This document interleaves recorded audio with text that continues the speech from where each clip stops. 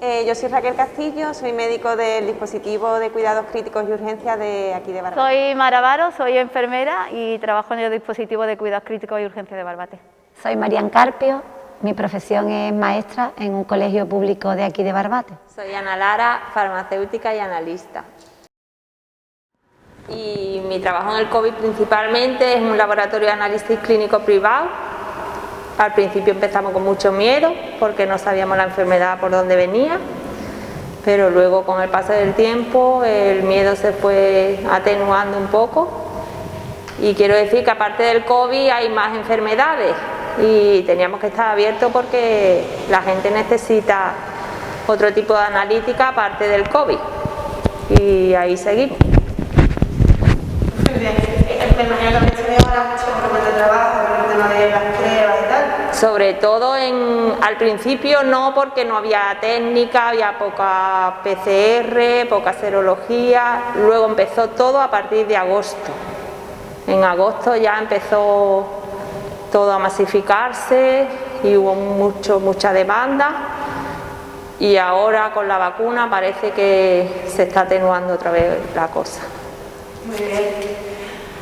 Marian, ¿cuál es su puesto de desempeño? Pues yo me llamo Marian Carpio y soy maestra en un colegio público de aquí de Barbate.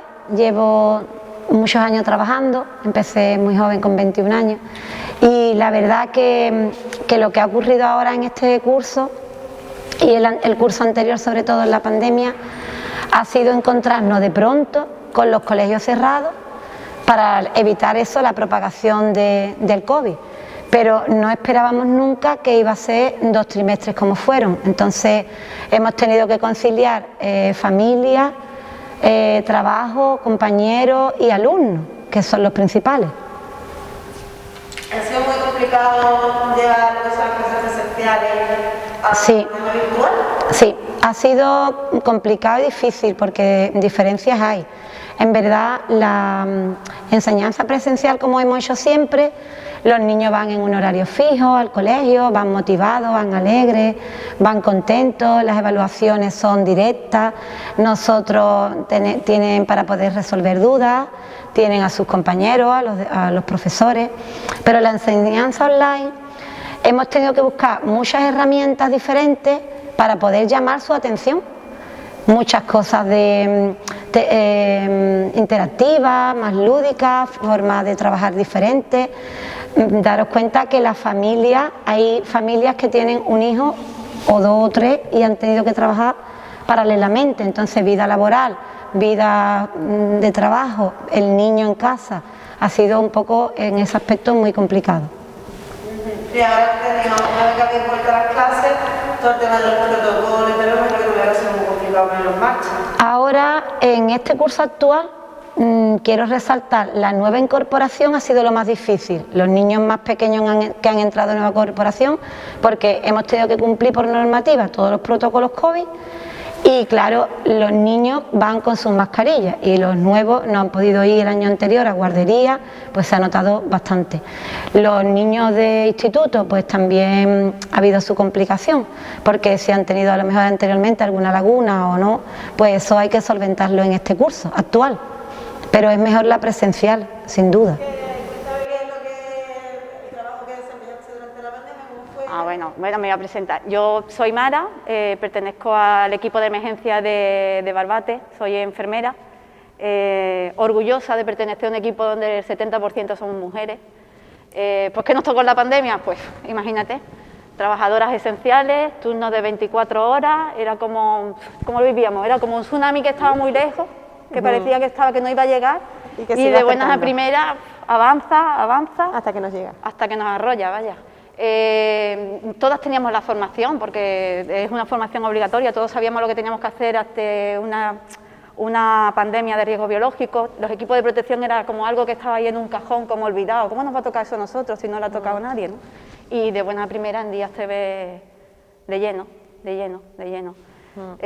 Vamos, de hecho teníamos la formación del ébola, porque unos años antes nos tocó el ébola, no nos llegó, pero nos tocó formarnos y menos mal. La gripe aviar, o sea, en realidad hemos vivido alertas sanitarias que quizás no han sido televisivamente tan llamativas, pero también nos había tocado de lejos, o sea, era como algo que...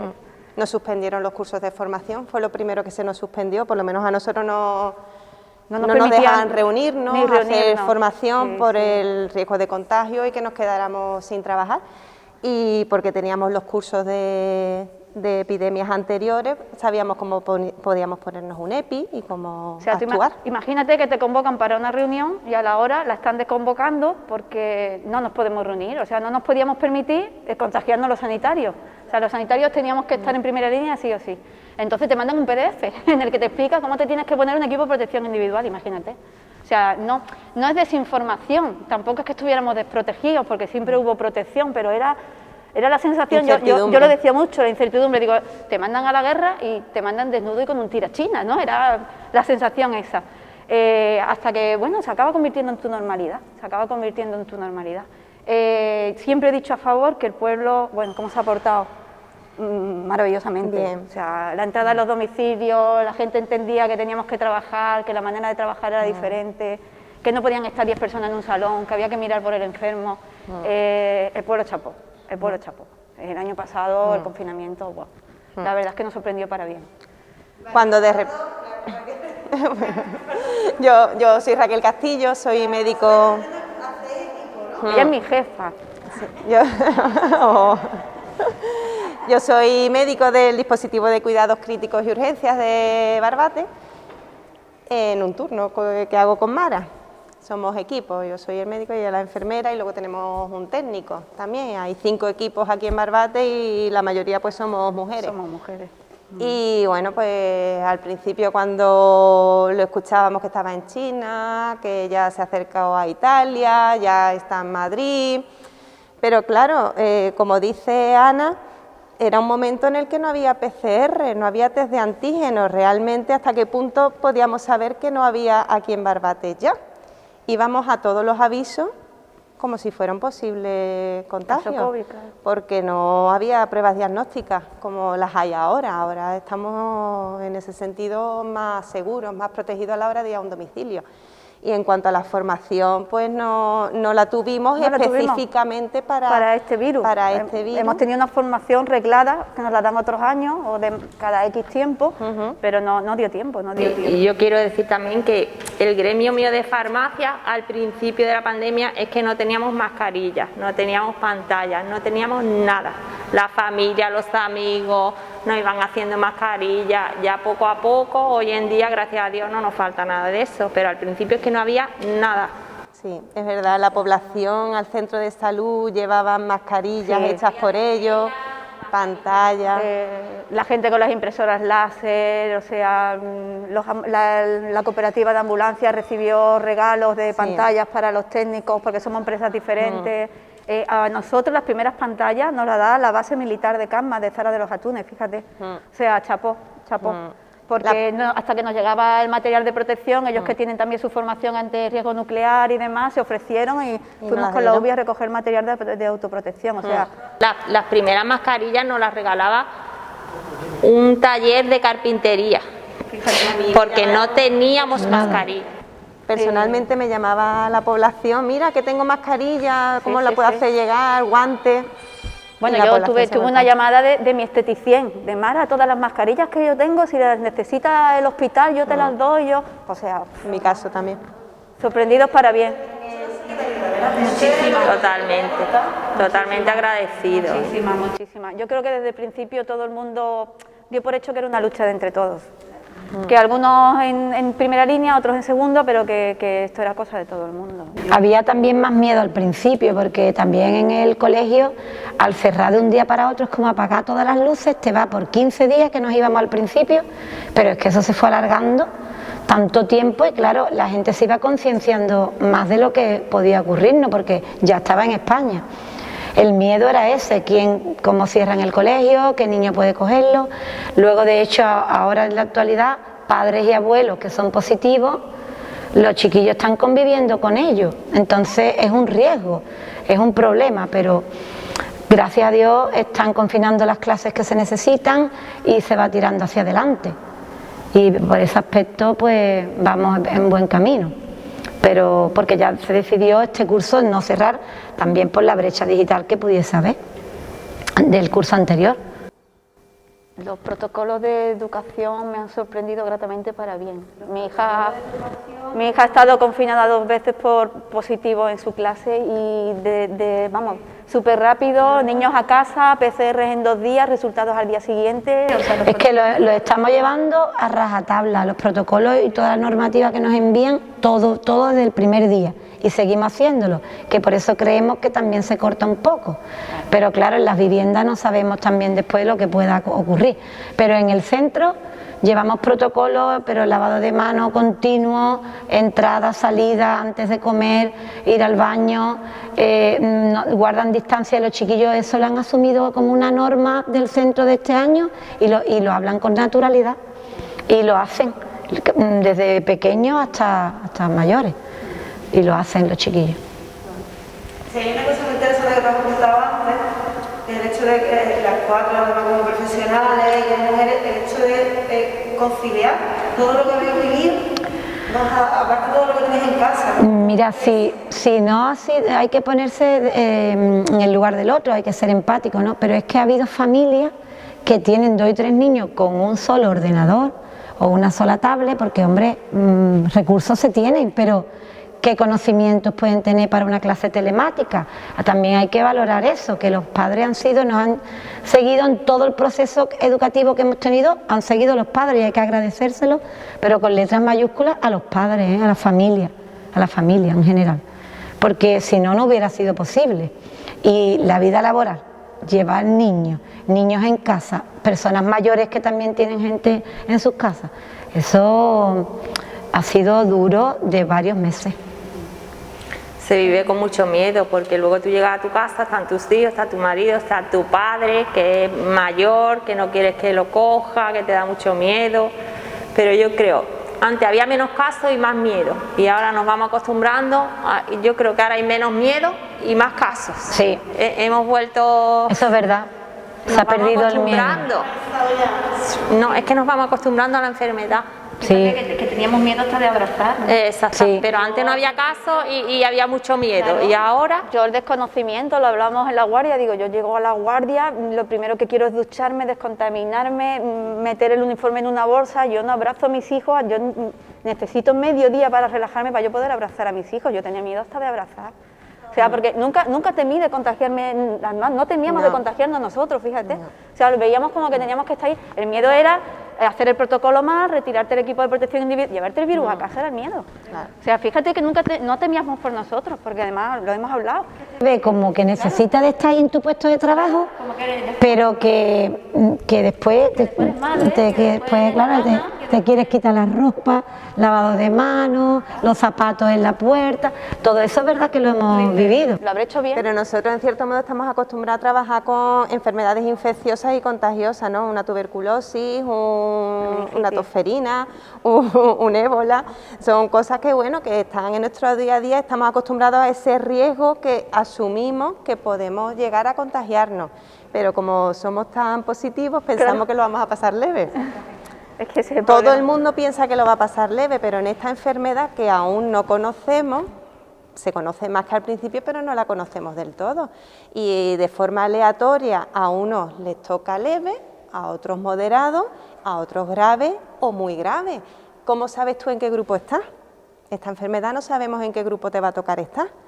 Y eso es lo que la población no llega a asumir. La población conoce, mira, él no se enteró, él ha sido asintomático, pero realmente, ¿quién te quita a ti que no vas a ser grave o muy grave? Eso no lo sabe nadie. De hecho, 1% de nosotros se ha contagiado. O sea, hay compañeros que han llegado a pisar la UCI, hay compañeros que han estado hospitalizados. Ya en marzo empezábamos a tener en todas las bases casos positivos, compañeros contagiados en la primera oleada. O sea, cuando aquí en Barbate no había, alardeábamos de que no había casos, ya teníamos contagiados en las UBI. Ha sido tremendo, ha sido tremendo.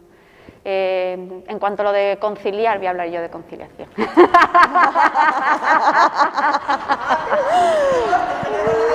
Hombre, más que nada porque nos queda mucho como que lidiar como mujeres, verás tú, porque Yo soy familia monoparental y tengo un turno de 24 horas y sacan un decreto que dice, eres trabajador esencial, tienes que ir a trabajar. ¿Qué hago con mis hijos? Dios. O sea, los dejo 24 horas solo en mi casa, tengo un decreto que dice no pueden salir a la calle. O sea, yo me he saltado el confinamiento del primer día, porque o no voy a trabajar o me quedo con mis hijos. La empresa la opción que me da de conciliar es con una reducción salarial que no me puedo permitir. Entonces, nos queda mucho que luchar a las mujeres todavía. Nos queda mucho que luchar a las mujeres todavía. Ojalá mi hija no tenga que lidiar con la palabra conciliar, lo decía antes de la entrevista. Ojalá mi hija pueda acceder a un puesto de trabajo en el que si decide ser madre le adecúan un horario, le adecúan unas cargas y le dan unas facilidades. Pero ¿cuánto nos queda? La pandemia, yo creo que las familias monoparentales han sido los grandes olvidados, como otros colectivos, y debemos de hacer autocrítica, ¿no? Más que nada porque esas mujeres de 80 años, hablo de mujeres porque estamos hablando del Día de la Mujer, que hemos ido a los domicilios y que han contagiado COVID, son las que en su día con 20, 30, 40 lucharon por todas las libertades que tenemos ahora y porque yo, por ejemplo, pueda decidir ser madre soltera. Entonces, si no hacemos autocrítica y no hay un antes y un después de esta pandemia, esta lucha no sirve para nada, se va a quedar en estadísticas que dentro de 20 años estudiarán nuestros nietos. Entonces, yo creo que debemos de mirar por esas mujeres y esos hombres que nos han dado los derechos y libertades que tanto estamos disfrutando y que tanto hemos echado de menos en el confinamiento, pero que no los luchamos nosotros. O sea que si no hacemos autocrítica y miramos por estos abuelos, bueno, eternamente agradecidos de que ya están vacunados, ¿verdad? Estamos más contentos que estén vacunados los abuelos que estemos vacunadas nosotras. Sí, quería hablar de mujeres trabajadoras que no son esenciales, pero son esenciales para su casa. Y a lo mejor en este año de pandemia no han llevado dinero a la casa y eso es esencial también para ellas. Entonces también acordarnos de ellas. En este estado de pandemia ha habido muchas tasas de paro, las mujeres que se han quedado desempleo, como tú dices, tienen que llevar muchas ayudas. Exacto. Que no son esenciales, entre comillas, pero son esenciales en su casa. Claro. Claro, entonces consideráis que ha sido la pandemia en el tema de derecho un parón. Sí. Ha salpicado más a la mujer, seguro, sí. O sea, muchas han tenido que decidir entre que ser madres y trabajadoras, o sea, las dos opciones no existían, muchas han tenido que decidir quedarse en casa. Muchos maridos han pasado alerte, o sea, la situación ha sido muy crítica, y sí, salpica más a la mujer, sí, siempre. Hombre, nosotros tenemos la gran suerte de que pertenecemos a un colectivo en el que, por ejemplo, la igualdad salarial existe, la igualdad de derechos existe, pero ¿cuántos otros colectivos, cuántas otras compañeras no tienen esas opciones, ¿no?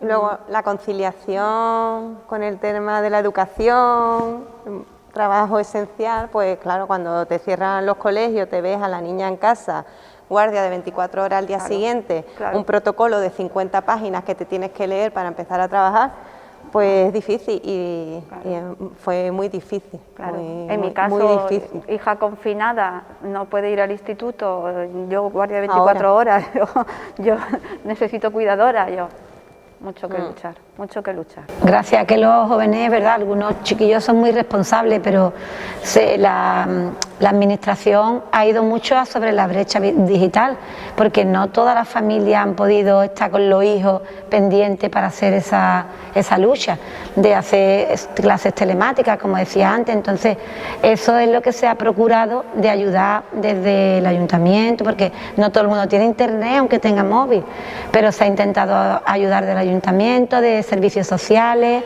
de la policía local, protección civil incluso, en concordancia con las jefaturas de estudio de los centros para ayudar a familias más desfavorecidas. ¿Qué ocurre este curso? Pues este curso hay que tirar con la laguna posible que haya ocurrido el anterior y tirar con este, que tampoco está siendo muy fácil por las clases confinadas, que hay muchas clases que faltan 10 días, otros 10 días, son 10 y 10 y 10, son varios días. Entonces eso ahora mismo es lo que estamos luchando e intentando hacer unos contenidos curriculares mínimos que al menos tenga una base y una ocupación del año que lo tengan bien ocupado para poderlo trabajar.